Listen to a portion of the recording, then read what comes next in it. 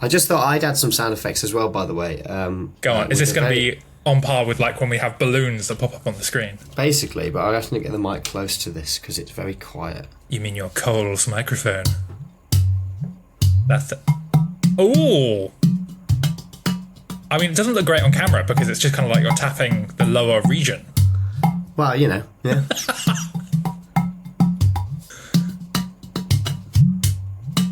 It's funny, in my head I was like, oh, we should really have like an intro podcast music to welcome. We got it. Nailed it. Bit of voodoo. The oodoo. The sound of My Plan Is podcast. The oodoo. Oh, I've got some cas. I could use cas. What does cas sound like? I don't know if I want. Do I want to know? Also, welcome everybody to the podcast. As per normal, week 4. This is going through Harry's Coles microphone. So these are. It's those. I'm going to try and describe these to the listener. These are the 2 balls on the string. Yeah. Yeah. Oh, you can even do the rhythm. Yeah. It's really hard. Yeah. That's really cool. I went through a phase of just carrying these around the house, but I think it started to get to Anna, especially when I'd do it while she was just trying to brush her teeth before bed. And I'd be like, now I can practice the cas for 5 minutes before I sleep. In rhythm to the electric toothbrush. So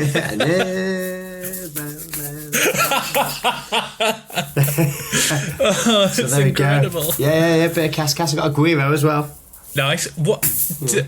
I would say why, but I don't know if I want to know. I should think just acceptance. Well, I like unusual things, as I say. So unusual musical instruments is the way. We haven't said hello yet. I think we should say hello because I'm not sure that was a very good introduction. And with the cas and the oodoo. And since we haven't yet had a good introduction on any of the 3 episodes, I think we should start. Oh no, I've 4. lost everything. I don't know who is dear God. Still there. I don't know if I'm still here or if Harry is still here.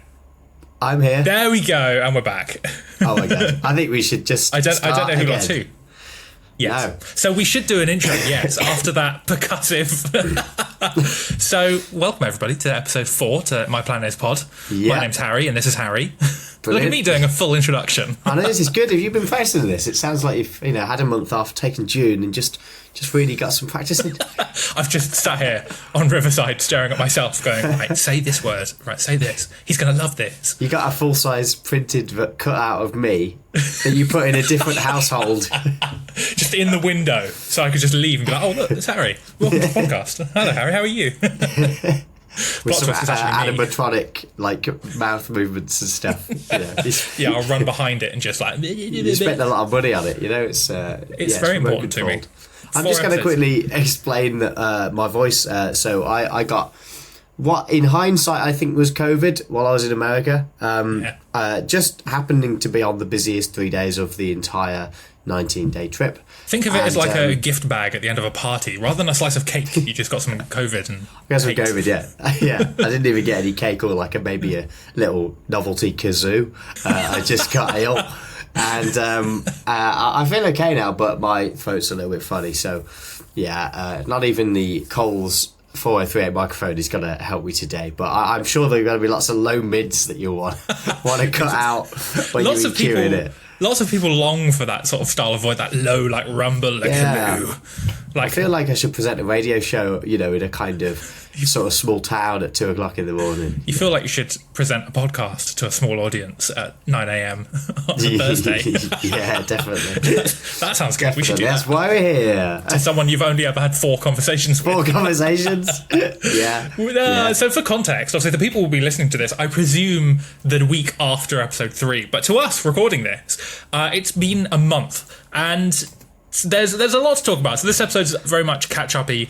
I also realised listening to episode 1, 2 and 3, like a big fan, we should probably... Did you listen to 2? Did I send you 2? No, not 2, sorry. To 1 and 3, I was getting eager. It's because we were talking about 2 yesterday. We were, yeah. Or the other day. So 1 and 3, we should probably actually introduce ourselves in terms of who we are as freelancers. So I think that's a good idea. Yeah, I think reasonable, isn't it, for a freelancing podcast? God. It gives us context of who we are and where you were for the last month and why you were there and what we do and that sort of stuff. It's probably a good idea.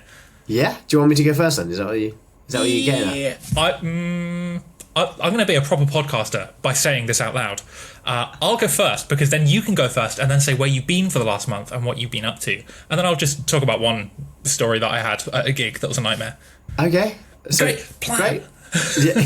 I'm pretty sure you just said you're going to go first so that I can go first. I'm pretty sure I did. I'm going to listen back to that recording and go, what is he on about? He meaning yourself. This is as a freelancer, this is the hardest bit. It's like when someone asks you, what do you do? I'm like, well, I do so many things. I just have to choose one. So what I say to normal people is that I am a musician. But I'm also like a videographer, a photographer, a YouTube person, an educator, a teacher. But in a nutshell, I am initially a musician. I've been a university lecturer for like 5 years at Specialist Music College here in the UK. I'm now freelance, as I have been for the last 6 months or so, and it's terrifying. A little part of me hates it, but the other part of me loves it, so here I am. I do a lot of gigs and shows, and within teaching, I found like YouTube and stuff like that, which, if you've listened to the first episode, is why we're here. But in a nutshell, that's who I am and what I do. Yeah, cool. And that's pretty much what everyone else replies. Yeah, and they're like, anyway. Well, yeah, I mean, it's so difficult. I think when you tell people, and you do a variety of stuff, because it's hard to tell them without sounding like you're just trying to like keep talking until they seem impressed. Yeah, that's do you know what I mean? What other cool thing can I say? Like, you're just incredibly insecure when you're like, and I do this as well, and do a bit of this. Oh, and also not to sound like just kind of a proper jack of all trades as well. Right. I think that's quite difficult, really. Yeah, it's really hard not to, like, especially because as a freelancer, you need to sell yourself to other people. So you need to say that you do all these things, but I don't want to be like, oh, look at me, I can do all these things. Yeah, definitely. And you kind of don't want to come across as, like, big-headed or... Yeah. And I think on the flip side, there's also the element of, like, imposter syndrome of, you start off as a musician. Like, I got into videography because I started a YouTube channel about drums. Yeah. And I needed to learn how to use a camera because I was using my phone, and I was using the GoPro, and I was using I bought a Lumix G7, and then I bought a Lumix G9, and it goes on. It's like I got into that because of that, but it took me a long time to feel like I could say, yeah, I'm a videographer. Like, I know this stuff, rather than just like I'm a drummer with a camera, who's trying to like figure it all out, Yeah. So there's definitely an element of that, I think, where you just don't really know exactly how much to kind of push and what angle to take, and also it's very difficult, I think, to explain. I mean, I don't know, do you ever get this? So one of the running jokes is between me and my brother is like, you go to family gatherings and people will ask me like, so are you still playing the drums? Oh god. And it's like obviously that's a sensible question and they're taking an interest or whatever, but like when you hear that, you've just done, you go, oh god. It's like, because that to most people, family or not, it's so detached from what they do that it's like they've got no point of reference, which is fair enough, because if I talk to a doctor or something, I haven't got any point of reference. I probably should talk to a doctor actually about my voice, but you've got no point of reference. Yeah, so James L. Jones, you really should. Yeah. So it's really hard to like to kind of help them to understand. Yeah, because there's such a huge yeah, and like with, like you say, doctor for an example, that's a pretty self-explanatory, like, oh, I'm a doctor, great. Yeah, that's true. Then people have got reference of, well, I know a hospital, so what kind of doctor are you, and yada yada yada. Oh, did you see this person? They were dying in the hospital. And then you've got stuff like that. Small talk.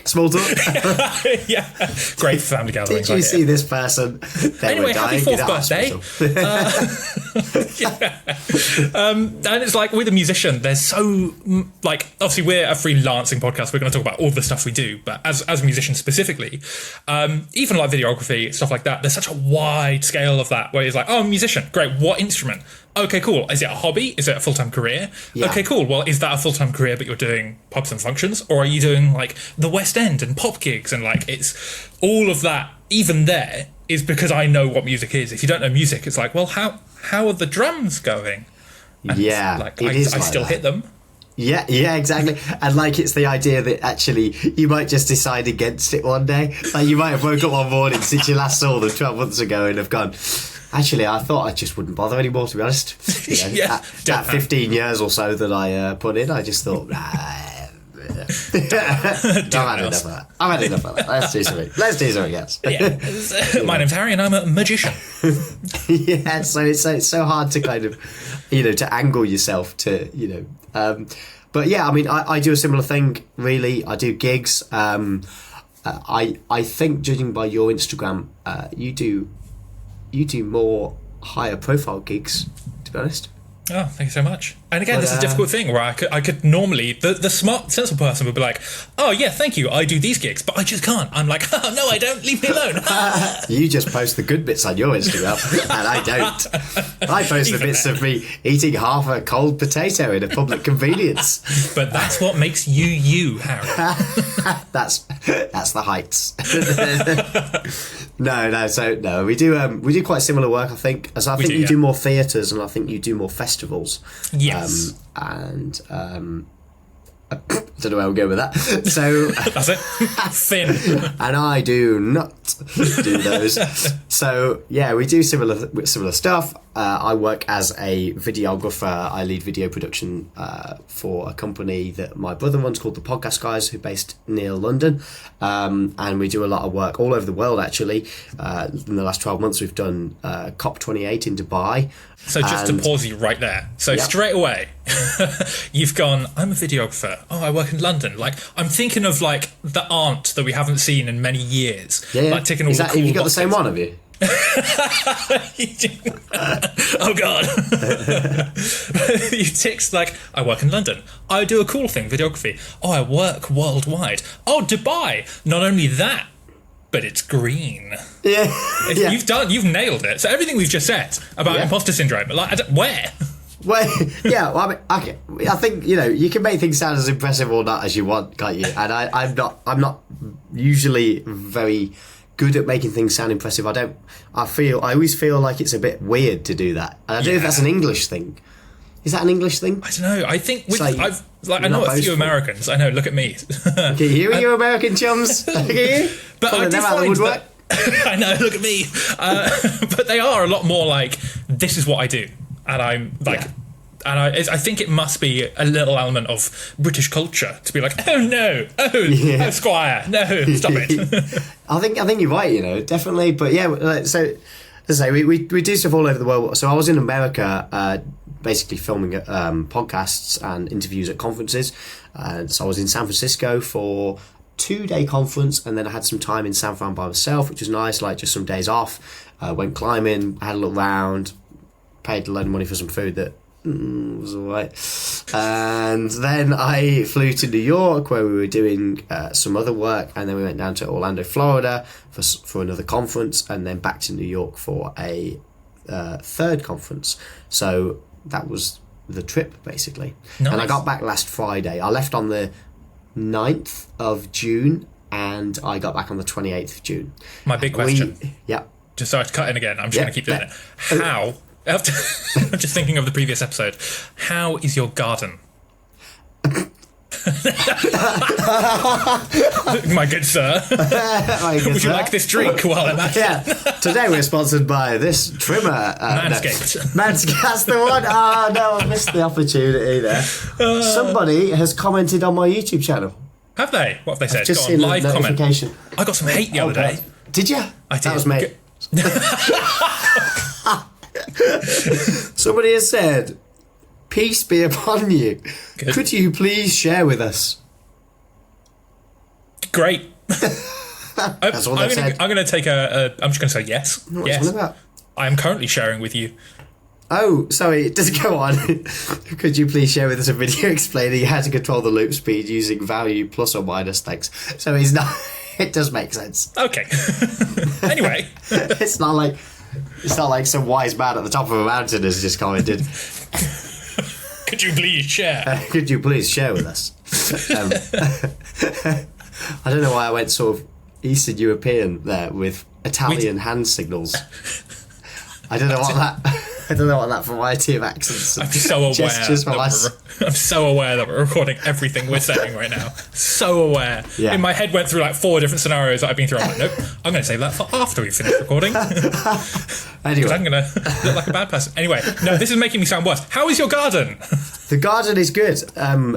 Fortunately, my dad came around a few days before I went away, and he helped me. I say he helped me mow the lawn. He mowed the lawn. I was going to say, how can he help you mow the lawn? You've been in America.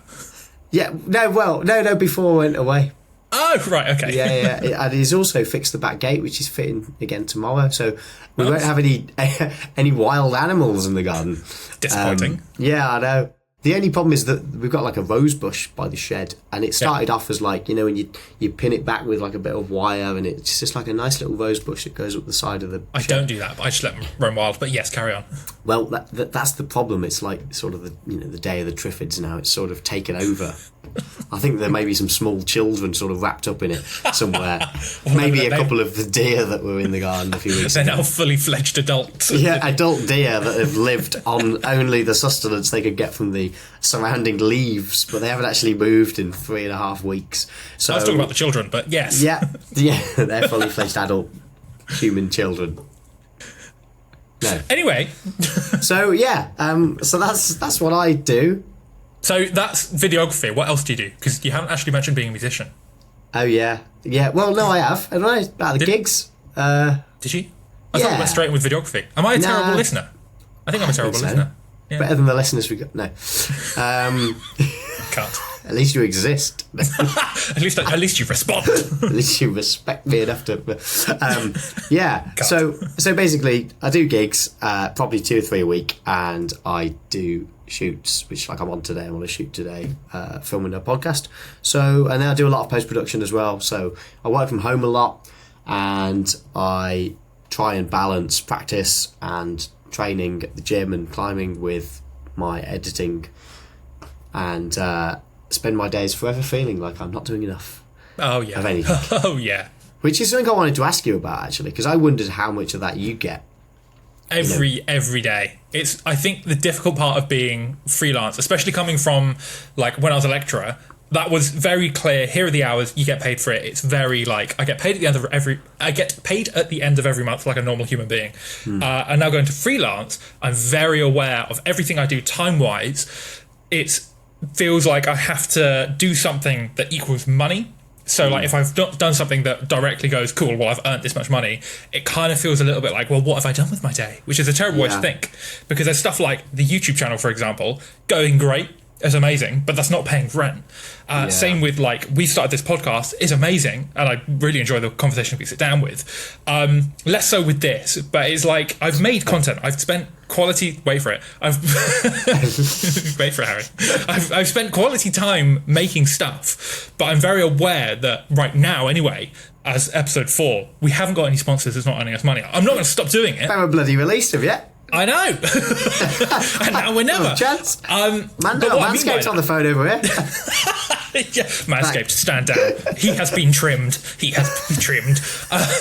But what I mean by that is like all of these things, like the YouTube channel, this podcast, different other projects I've got going on, they'll all amalgamate into something that eventually will, hopefully, the goal is to earn a little bit more money with it whilst doing something I absolutely love. Just right now it doesn't. And although I'm going to continue doing that, there is a level of, like, when I get to the end of a day and say, like yesterday was a great example where I was in here, in my studio space, filming a bunch of stuff, editing a bunch of stuff. It was all great, but it's not been, like, cool. And now I get to send off the invoice and charge for it because I'm creating that money, if that makes sense. So there is definitely a level of, like, this day was useless is the wrong term, but this day wasn't worth it because I haven't, like, earned from it. But I have because I'm building my future. It's it's a really difficult like argument in my brain. It's very difficult. You know, one of the things I got into, like only on a very small scale, but I got into starting to invest this year. Ooh. You know, I got like a trading 2-on-2 account and you know, whatever Fidelity account, and like in a way, there's a certain element of that investment, and obviously we do talk about time as an investment, but actually, you know. In a way, it is comparable in the sense that actually sometimes you're not going to get out what you've put in for a long time, and sometimes you may get out much less than you put in, and that's the risk. But sometimes it will suddenly really take off, and really, I think the biggest thing with YouTube, for example, as a pursuit professionally, is that there's always the chance that it could And that's enough for me normally. It's only when I get depressed because it hasn't that it starts to bother me. Like with the old channel, it was getting to the point where it was like, yeah, I know this can work, I know I can make this work, and then it just didn't, and it didn't, and I keep putting the time in. And with the new channel, I hit 500 subscribers the other day, and now I'm at like 530 or something. That's amazing. In, the next few days. So that was great, and I haven't posted all month. I mean, I intended to film. Yeah, I intend. I know. Yeah. Start posting. Better results. I intended to post last week to film, but I just had this week. I've only been back this week. This is a complete mess. I intended to film this week, but because of my throat and stuff, I thought, I won't bother because I either feel like I need to explain it, which I don't want to do because nobody watches my channel for like, what's he up to this week? It's like all factual, here's how to do this kind of stuff. So I decided to wait, and I'm gonna post next week. But the difference has been that I feel like I can make some progress with this because I feel like I know the steps. I know what videos I think will do okay. But they're not going to go viral, but it's easier for it to make up that pool of time and feel like it's useful than it is if you're doing something that's a bit more lifestyle-y, or like where people have to really buy into me as a person.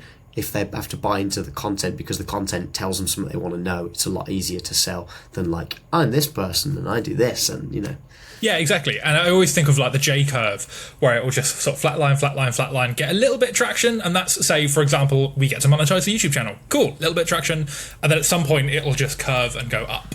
Whether how steep that curve is, it doesn't really matter. But at some point, I'm very aware that all of the stuff that we're doing, or that I do, I always try and aim for that starting the J curve, because once it does go up, then you can create the life that you do want with that work-life balance, and you go, okay, cool, well, everything I'm doing, I'm now lucky enough to do the thing that I love every day, which a lot of people don't get, which I'm always really conscious of. Yeah, like that's it. If you knew that when you film a video, it was going to bring you even a few £100 in ad revenue, you'd be able to go, well, okay, if it takes me a whole day to do and I earn a few £100 from that day, you go, well, okay, that's a decent day's work. That's like doing a decent gig or whatever.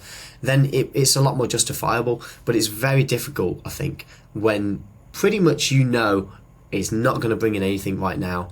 But there is that side, like you say, it's investing for your own future.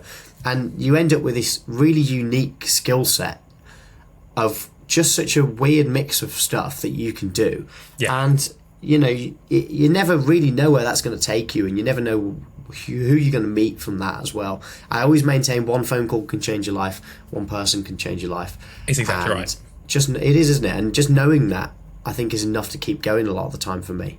Yeah, I always try and there's two phrases that I always try and remember. The first one is say yes and work out how later. That has got me some ridiculous jobs. And terrifying ones. The imposter syndrome was really real. Maybe the nighttime ones, that was the 4 a.m. This is an amazing idea. The second one is that would I still do this if I had zero audience, which is basically what the YouTube channel is. And the answer is yes, because otherwise I still wouldn't be here. I wouldn't be doing stuff like this podcast. It's like we're doing this right now with zero audience. We do have zero, yeah. Yeah, because as of recording this, we haven't released anything, and I'm still here. We're still here, episode 4, because it's just like I just genuinely enjoy it, and that's what I kind of want to. As now going from like burning out in teaching, lecturing, that sort of stuff, to now being fully freelance, although it's a huge pay cut, I'm still lucky enough to make it work. And actually I'm now building on that J-curve a life that I'm like, well, if in 10, 15 years I'm still doing this and I get paid more than I did before, that's great. I'm still gonna be here. I'm still gonna do the thing. And that's sort of the two things that I sort of aim for. Yeah, and I think we talked before about how the difficult part is that there's no guarantees that you are going to make, that you are going to be like 10 years ahead, in the same way that if you'd stayed in a job, you would be 10 years more senior, whatever it might be. Yeah. As long as you work hard and you're a good, employee, whatever, and you kind of get reasonably lucky. But I think that the draw of having that anyway isn't enough to make me want to do, a typical kind of salary position or anything like that, because it's just not what I want. And I know that I'd rather try and fail, than not try, basically, because because then I know I did what I could. But I think that's where, going back to, I never feel like I'm doing enough. And that goes with practice. It goes from YouTube, goes to going to the gym. Anything that I do, I never feel like I'm doing enough of. Because I always feel like, well, I'd hate to regret that I didn't put in enough work, and then I failed because I didn't do it. Yeah. But the even more difficult part about that is, and I'm going to say this with no disrespect at all to any drummer in any band. Oh yeah, here we go. Here's the short. Here it is. Here it is. Clip this now. I'm going to use Coldplay as an example. The drummer in Coldplay, I'm sure is a great drummer. I don't know his name. He's probably quite well known. But anyway, but my point is that nothing in any of Coldplay's repertoire is particularly difficult to play as a drummer. Is that right? Is that fair? I'd say so. I'm not a huge Coldplay person, but yeah, sure. Neither am I. Oh, great. That probably shows. But Coldplay, amazingly successful. I'm going to say great band. I'm not really a massive fan, but, huge respect. And, great band. But Coldplay's drummer, let's say, as an example, call him out, has been very successful, but not because he's a virtuoso of the instrument. He might be, but if he was 10 times more technical, it wouldn't have made him any more successful. Exactly. And that's where I find the balance very difficult, is because it's like, okay, I can sit here and I can practice loads of complicated, silly stuff on the drums for as long as I want. Like, I could do 5 hours a day and then say, actually, I should be doing 10 hours a day. And that would be ridiculous, of course. Yeah. But none of that is going to guarantee me any better work. Exactly.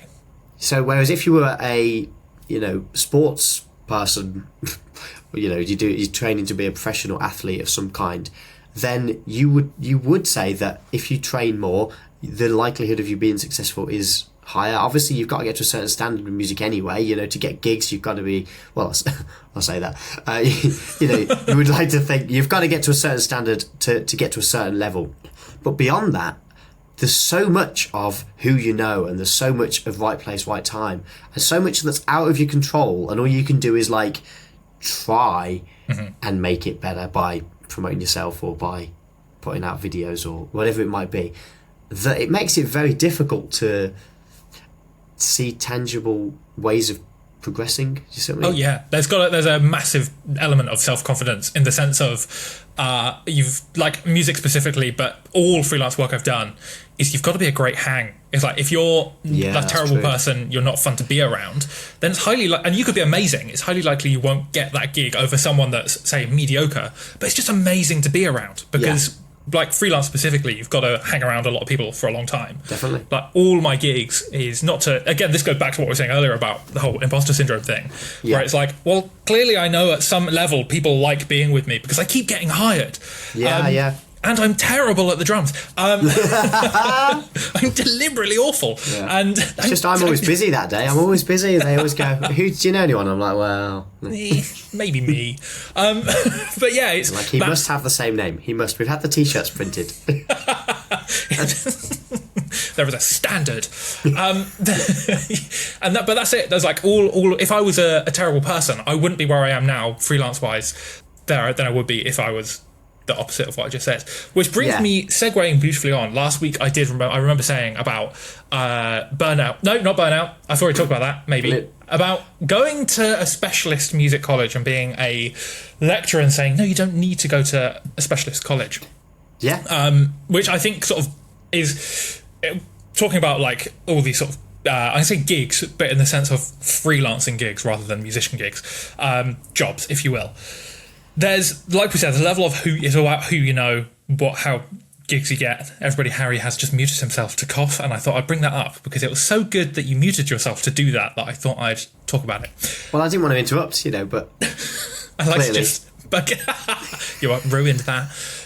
So I think there's like, how do you actually get these sort of jobs, gigs, stuff like that? And a lot of that is actually to do with going to a specialist like college, university. So to give context, like I said, I was a lecturer at a specialist music college here in the UK for 5 years. I was also a student at one, so I've done the whole student experience, teaching experience, and I do like it depends how you go about it, but I do still believe that you don't need to go to a specialist college, no matter what you're doing, whether that be in video, music, all of the other stuff that you can do. The why I would go to music college and why I believe people should is to make the contact, because you can, if you spent that money, which is now something stupid like 12 grand a year or something in the UK anyway. I know America it's way more, but if you took that money and you spent it on private instruction because you wanted to get better, that's exponentially more valuable, and that's both monetary value and experience.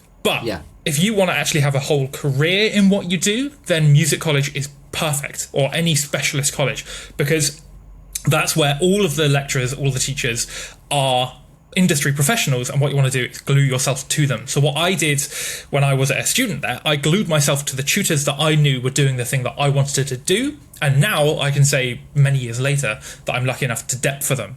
And it's that sort of stuff that wouldn't have happened if I didn't go to music college. But if I went to music college just to get good, I wouldn't have got those jobs. So it really depends on how you utilise those contacts and how you go about it.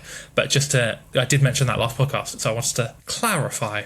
Definitely, and on that, I mean, I only went to normal. I didn't go to uni, but I went to college after school, and I did a 2-year course in music performance, like a level 3, BTEC-y, whatever it was. Nice. But the band that I've played with the longest now, which is Ricky Cool and the In Crowd, I joined because my tutor at the college, one of my tutors, John, was the bass player in the band, and their drummer basically left, and they needed somebody to dep for them. So I depped for about 6 weeks, and then they asked me to join the band. I've been there ever since. I left college in 2014 maybe. And it shows. 2015, it's a long time ago. That's been I've met most of the music contacts that I know through that band and through all the people that they know and all the people that they've played with. Yeah. And I wouldn't have got that if I hadn't gone to college. And also I wouldn't have got that if I was like a lot of people, especially when they're kind of 17, 18, they seem to be afraid to talk to people with more experience or people who are older. I remember when I joined Ricky Cool and the In Crowd, now just to give context, everyone in the band is about 35 years or more older than me, basically. So, and one of the things I remember my friend saying, who I was in a band with at the time, he said to me, "Why do you want to join them?" He said, "They've had their chance." Ooh, I'll never forget he said that to me. He was probably 18, 19. Yeah. And I was like, these guys have got years of experience between them, a ridiculous number of years, because it's a 6-piece band, if everyone's in their 50s or 60s or whatever, there's a lot of experience, and they've all done really good things at different levels and with different things all around the world and with different styles and whatever, and know loads of people. And it's like me being keen to meet them and get to know them and learn from that experience was a huge separator to a lot of the people who were like, now, I'm not gonna, I'm the next generation of this, and I'm gonna do this, and I don't need your stories or your experience. And it's like he's just missing out. He's just making it difficult. If you want to learn how to do something, find someone who can do it or who has done it. And it's going to make it a lot easier, because you're going to find out so much stuff and so many pitfalls that you might be able to avoid, and good things and bad things that you may or may not want to do. And it's like, I just don't understand not wanting to do that, really. It doesn't make any sense. Yeah, working with people, most of the bands that I've worked with have members that are significantly older than me. And actually, when I started being a freelance musician, most of the bands were. And it's really funny that you say about not wanting to work with those sorts of people because their time has happened, their time is done. Whereas actually, almost every single gig, show, job that I've ever done with someone older than me, they know from their experience who essentially has replaced them, who the younger version of them is, and has somehow managed to be like, oh yeah, Harry's a cool guy. That's me, Harry, not you, Harry. No one's ever said that about me. No one's ever said that. I can't relate to this at all. Okay, amazing.